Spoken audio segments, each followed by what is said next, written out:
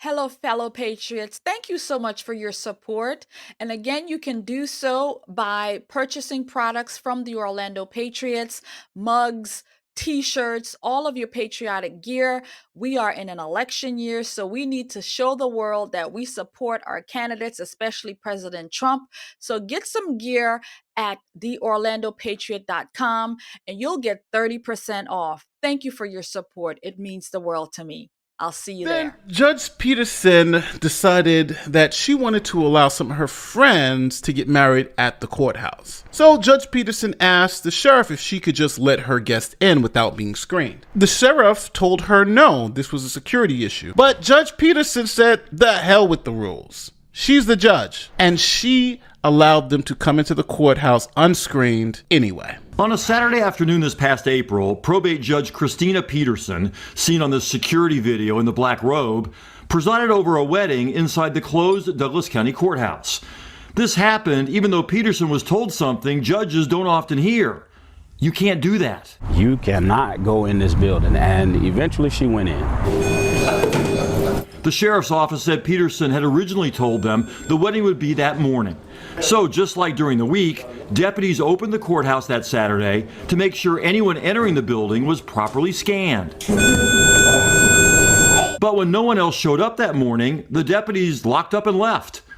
Hours later, Peterson arrived and opened the courthouse, ignoring the sheriff's office orders, and let the wedding party and guests wander the second and third floor of the courthouse unscreened. If you don't go through the screening station and you're a citizen, you could drop off a gun, put it in the trash can in the bathroom. There's places in there you can hide things that could hurt people. Did the judge put anybody at risk that day? She put all of the employees that work in this courthouse and the citizens who would come that Monday morning at risk. So Judge Peterson didn't care about the rules. She is the law. Sheriff, what you mean no? Don't you know who I am? Don't you know who I be? Don't you know who I is? I am Judge Christina. And I can do whatever the hell I want to. So whether you agree to it or not, I'm going to do what I want. And I'm going to have my friends up in here. I'm going to do performing a wedding. I'm going to be performing a wedding. And you can't tell me nothing. I don't care if I put people at risk. I don't care if they come up in here and leave weapons behind. I don't care about none of that. I want to do what I'm going to do. And you can't stop me. You can't tell me nothing. Black girl magic. Haven't you heard, friend? Haven't you heard, friend, about the black girl magic? I got that. Judge Christina bringing marriages together again. Sheriff, what you mean no? Don't you know who I am? Don't you know who I be? Don't you know who I is? I am Judge Christina. And I can do whatever the hell I want to. So whether you agree to it or not, I'm going to do what I want. And I'm going to have my friends up in here. I'm going to do performing a wedding. I'm going to be performing a wedding. And you can't tell me nothing. I don't care if I put people at risk. I don't care if they come up in here and leave weapons behind. I don't care about none of that. I want to do what I'm going to do. And you can't stop me. You can't tell me nothing. Black girl magic. Haven't you heard, friend? Haven't you heard, friend, about the black girl magic? I got that. Now, Judge Peterson had a county credit card that was only supposed to be used for county business. But investigators found some suspicious charges on that credit card for USAA insurance totaling about $4,400. Now, Peterson didn't provide any reason why the county would need to pay for USAA insurance. Meanwhile, the GBI continues investigating whether Douglas County employees misuse their purchase cards to buy personal items. Judge Peterson doesn't have a P card, but she does have a county credit card. We found around $4,500 charged to USAA insurance. Peterson did not provide records showing the county purpose for those charges. Her attorney offered no additional information. Is Judge Peterson worried at all about this GBI investigation? They just going through everything that belongs to me. They're trying to find a way to stick it to this black judge. They just racist. They looking at my credit cards, everything they're looking at. Why can't these people mind their own business? trying to get me on whatever charges that they can. It's because I'm black. And they just racist. So what if I charge things? That's my business. I'm the judge. I can do that. I can do that. Man, they just going through everything that belongs to me. They trying to find a way to stick it to this black judge. They just racist. They looking at my credit cards, everything. Now, on top of that, Peterson was also involved in a war with her homeowners association, or HOA. See, Judge Peterson went to an HOA meeting and decided to threaten the homeowners association because she was a judge. Now, eventually, there was a settlement of all claims between Judge Peterson and the HOA, but Judge Peterson was representing some clients. Now, the HOA essentially settled for, I think, $70,000, but the people who Judge Peterson represented never got a dime of that money. A probate judge knows what she's talking about. Listen to her. She got 2 pending lawsuits against us right now. The angry reaction to Peterson stems from a lawsuit she and others filed in 2017 against the HOA that led to a $70,000 settlement. According to a complaint filed against her by the Judicial Qualifications Commission, Peterson never shared that money with her clients. Yeah, she just up and bounced with the cash. And anytime anybody criticized Judge Peterson, she played the race card. You're racist. You're only complaining because she's a black woman. This woman is busier than a bumblebee. Busy little bee. She's being sued by her HOA, or she's suing the HOA, and then she took the money and ran and didn't give the clients any money. What? And now this person is a judge presiding over things like that. When you have no kind of ethics when it comes to anything, but you sitting up there being a judge. I mean, this woman is I have no words anymore. I can't even pull things out of me to make fun of this craziness, because this woman is so corrupt. We thought Tiffany Henyard was corrupt. This woman is, well, they're both corrupt. They're both terrible. But my God. And then if you say, ma'am, those kinds of things is unethical, and she will say to you, well, you are racist. Ma'am, those are not ethical things that a judge should do. Well, you're racist. Ma'am, you can't be taking people's money and leaving town and not telling them that you done gotten a settlement with the lawsuit. You can't keep the money. If you do that, you're racist. You're racist for calling out the black girl magic. You are racist. And when county staff criticize her actions, it quickly triggers allegations of obstructionism or even racism. These communications and actions reveal a judge who publicly vilifies colleagues, is quick to threaten them with unnecessary legal action, and generally projects a spiteful and vainglorious persona. I'm the first African-American female and Democrat. Yes. I was never celebrated or congratulated.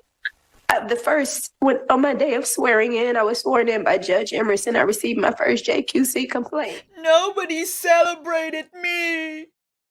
Nobody came out and gave me a barbecue.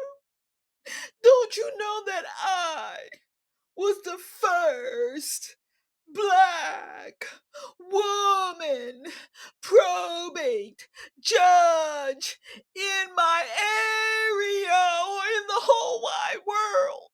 And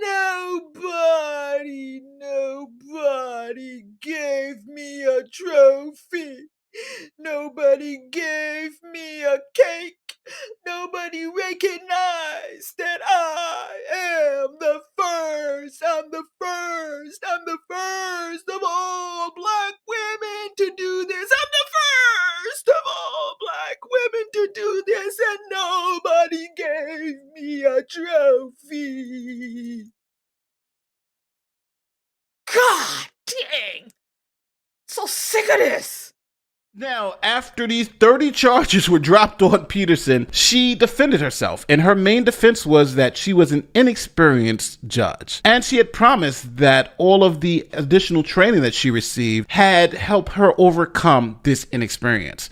But the problem is that Peterson is the highest paid judge in that county. So the most inexperienced judge should be given a pass for all these ethics violations, even though she's being paid more than any other judge? Peterson's main defense was her inexperience as a judge, a problem she promised has been addressed through additional training.